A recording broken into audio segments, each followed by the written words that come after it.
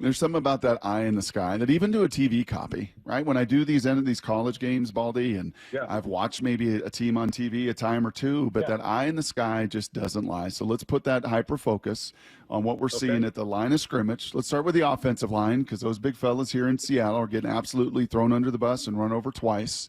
I'm curious if it is the eye in the sky for you is worthy of the kind of critique and criticism that the Seahawks offensive line is under right now. Well, you would say that the front, those young kids with the Rams, they won that battle up there pretty good. Jared Verse, Braden Fisk, Byron Young. I mean, the interception return for a touchdown, which was the difference in the game. I mean, there's, Byron Young hitting, the arm of Geno Smith and the ball pops up. I don't know if it would have been a good throw anyways, but still, it's a first down throw. You're knocking on the door, and you let the Rams, get back into the game right there. They could have put the game away. But, I thought the guys up front, I don't know, they sacked him 7 or 8 times. They hit him 11 or 12 times. I would say that those Rams defenders, they won that battle pretty good last Sunday. And the Bills won it the week before. I mean, even more so in some of these ways. Yeah. So when you look at Bradford, when you look at Christian Haynes, when you look at Connor Williams, you look at Laken Tomlinson, you look at the revolving door that the right tackle situation has been, where does this O-line, Baldy, fit with their 31 other peers in the league? Well, I mean, they're not a strong group. I mean, they look like, outside of Charles, who struggled also at times this year, they look like backups. That's what they look like right now. I mean, I've known Laken's a long-time player in this league. He starts every game, never gets hurt. He's a quality player, but, he's on his, fourth team now right now. But, they got backups in there right now, and Ryan Grubb is a deep ball thrower.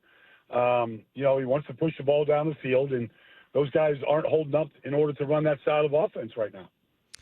Brian, I'm sure you do radio interviews like this across the country, and I'm curious, in how many other markets are you having similar conversations? Maybe not to the degree that it is in Seattle, but I just wonder, like, how many good offensive lines in there in the NFL versus how many teams are in sort of a similar situation as Seattle is with just not having enough difference makers up front? Well, there's quite a few, and a lot of those teams are some of those 2-9 or 2-7, 2-6 teams right now. There's 9 of those teams, which is an all-time high. And you can point to the offensive line. Then you can look at the teams that are rolling like Detroit, and nobody's better. And Philadelphia's turning things around, and they're really good. But, at the same time, you look at the team that you just played, the Rams. They've got a rookie 6th-round center. They've got a rookie free agent left guard. And you look at the way Sean McVay protects. Now, Stafford still took some hits the other day, but you look at the way that they protect and how they do it. There is a firm game plan and coaching difference. And the reason why the Rams are going to be a dangerous team in the second half is they don't let those guys, and before that they had a, third right tackle in their playing and all that kind of stuff that Seattle's doing, but yet they still were able to protect the quarterback for the most part. And that's scheme, that's protection differences right there with what they're doing. And so the good teams still figure out how to work around some weaknesses or some youth that you might have on the offensive line. Can you take that a step deeper? I mean, that's a nice thing, Baldy, about radio, and we got plenty of time here because I think that's a lot of fans hear that and be very curious. Well, what do you mean? What are they doing? What is Sean McVay doing? Yeah. Yeah. I mean, they're not exposing, when Havenstein was out, they're not exposing, or they were on their third left tackle, when Alaric Jackson wasn't in there. And they were going against good pass rushers, and here's the chip, here's the back, here's the slide, here's the wide receiver before he goes out. Like, they protected first and ran their route second. And it showed up over and over. And I was just sitting there going, why aren't other teams doing this? I saw last week the Raiders were on their third left tackle. Trey Hendrickson had, 4 sacks and 7 quarterback hits. And, oh, by the way, they fired their offensive coordinator. And they should have. You can't let one of the premier pass rushers in this league get one-on-ones against your third left tackle. And so, to me, when you have a weakness or you have an inexperienced player, like, give that kid as much help as you possibly can, yet still try to run your offense the best that you can. And what about in the run game? We've been talking about just the pass protection issue, but the Seahawks are They have one of the worst rushing attacks in the NFL. They also have one of the lowest design rushing percentages in the NFL. I think because Ryan Grubb doesn't really trust those guys to run block either. And I'm just curious what you see. Obviously, that game on Sunday came down to a couple 3rd and 1, 4th and 1 plays in overtime where they run the ball and get stuffed. What are you seeing from their run blocking, Baldy? Well, I mean, it's more than an offensive line. I mean, I don't want to go backwards and turn a page here, but, one thing Pete Carroll did was those 3 tight ends they had last year and for the years before that, they were excellent on the edges. They were all good receivers. Parkinson, we know Disley, they were all really good run blockers, and they took a great deal of pride in it. And I can't really say that the tight end group is a strong group. Fant is probably, he's still a receiver first, but when he was with that 3, and they played a lot of 3 tight ends looks, probably more than any other team in the league, it really helped Kenneth Walker just avoid the penetration that they're getting right now, where you're trying to avoid somebody before you even get to the line of scrimmage. And so, the movement isn't there the way you need it to be there to be a consistent running team. And I think everybody thinks Kenneth Walker's a hell of a back, but he should, he's not getting the big runs that he got the last couple seasons. And so, I mean, to get him going, you've got to get some movement. You got to find runs that work, whether it's power, whether it's counters, whether it's stretch. You got to find some runs by week 10 that you can count on right now. And I don't know that they found those yet. Okay, 2 quick personal questions before we get back to the football, if that's okay, Baldy. Number one, what years did you stick your face in other people's faces? When did you mash fools in the NFL? What years were you? I was there, another generation, Brock. I was there from 82 to 94. Okay, 82 to 94. 82 to 94, was there all this conversation about the supply chain being so limited at offensive line? Was there all this conversation that there just are not enough O-linemen? There's just not enough O-linemen growing on trees, that the college game is not producing enough offensive linemen, that's all about the defensive line? In 82 to 94, was there any of those conversations back in the day? No. In fact, one of the teams that was dominating during that period were the Hogs in Washington. And, they had, Mark Schlereth was a backup player, to Russ Grimm and the guys that they had. I mean, they had great players that went on and had great careers. I mean, if you look at Jimmy Johnson's first team, I mean, Kevin Gogan left, became a great player in this league. They had, even when they were 1-15, they had good backup offensive linemen that went out and started for other teams. And so, I mean, everybody had 7 or 8 linemen, at least. I mean, you always dressed 8 a minimum, but even the backups all had experience. Okay. And so, to your point, this was not an issue back then.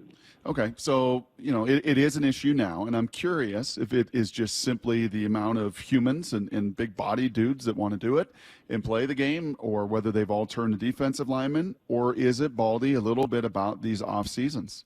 That if there is one group that is the single most effective, guess what? Geno and the receivers, they can all gather together and they can go throw routes and they can do their things. And linebackers can run and lift and corners can go do all their strength coach stuff. But the one group that really needs off seasons and needs time in pads and time on task, I would argue more than anybody else, are offensive linemen. Are these off seasons, along with the supply chain, really diminishing this group?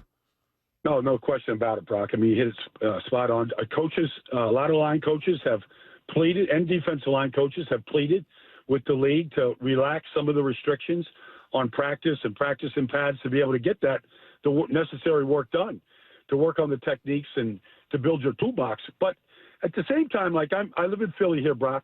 Mm-hmm. I'm close to the Eagles. Jeff Stoutland, the offensive line coach. I mean, I was just on the field with Tony Boselli on Sunday. And he was amazed because on the other end, Trevor was throwing some passes to Brian Thomas Jr., but I didn't see any offensive linemen out there doing anything. Meanwhile, the Eagles' starting offensive line, Lane Johnson, Fred Johnson, Cam Jurgens, I mean, they're out there working on stunt pickup for an hour. I mean, Mekhi Becton comes over to say hello, and he's in a full drench 2 hours before kickoff. And all the backups get work, and they do that every week. And they get as much practice time as they possibly can in, and they use game day to do it. And I don't see any other team in this league doing it. I like that. Okay, you want the other personal one real quick? Yeah, come on. When I was in Indy, Peyton had his home theater, right? And literally, if Ashley wanted to spend time with Peyton during the season, guess where Ashley was? She's bringing the sleeping bag into the theater and watching the tape. So can the girlfriend not come with you into the basement or wherever you go into the facility and just hunker down and chomp on game tape with you? So here's the deal, Brock. One of the things, and one of the reasons why we actually get along, is she doesn't know a thing about football. Like, honestly, she's born in Belize. Like, she doesn't know if the ball's pumped or stuffed, and she has no interest in it. Zero. So she's busy figuring out what I want to eat for dinner, or if we're going to have 6 guests over on Friday night, after I finish a TV show. Like, she's busy doing other stuff, and it's perfect because I never have to come home and talk about, I was on the show with, Brock Huard today, and he asked me a really good question about my girlfriend. She's not interested, So it's actually great. Well, I don't know how to follow that one up, but Baldy, tell me about what you're seeing from Byron Murphy, the Seahawks rookie first-round pick at D-tackle. Well, look, he's struggling a little bit. He's a little undersized when he goes up. Maybe not at Texas he was, but he's going up. Like last week, I thought there was a pretty good matchup with him and the rookie Bo Limmer from the Rams when he was matched up on him, and I wouldn't say that Murphy beat him. I mean, I think it was a pretty good duel inside. I think he's spending too much time wrestling, with guys in front of him right now, rather than trying to figure out quick escapes. And that's kind of normal for young guys. I would say that Johnny Newton in Washington, it was kind of like 1A and 1B as far as defensive tackles. I'd say, and he missed a good deal of time with the Jones fracture early, but I'd say Johnny's a little further advanced right now, just getting off blocks and making things happening. But generally, these guys need a full redshirt year. Before they went to the SEC, they were in the Big 12, and every defense in the Big 12 plays a 3-3 double cloud. Like, you just don't see, blocking schemes like you see in the NFL. And so, maybe he goes up against Cooper Beebe that's starting in the league, but you're not seeing a lot of starting offensive linemen coming out of the Big 12. A little different last year in the SEC. So I think he's still trying to figure things out right now up front.